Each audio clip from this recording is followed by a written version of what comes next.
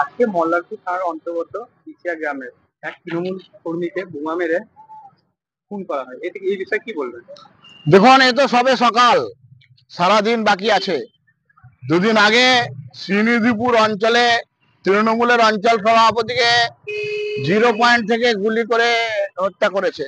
আর আজকে মৌরেশ্বর বিধানসভাতে যে ঘটনা ঘটেছে, অত্যন্ত হতচকিত হওয়ার মতো ঘটনা। তৃণমূলের পঞ্চায়েত সমিতির কর্মাধ্যক্ষের স্বামীকে 3খানা পর পর বোমা মেরেছে। আর সেই বোমার ফলে হসপিটালে আনার পরে বলেছে যে সে মারা গেছে।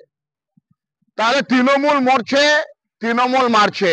পশ্চিমবাংলার যে ভয়ঙ্কর পরিস্থিতি, দিশা যমুনার যে গ্রামটা বলা হচ্ছে, সেখানে বিজেপি ওষুধ করতে পাওয়া যায় না, সেখানে বিজেপির নামগন্ধ নেবার কেউ নাই।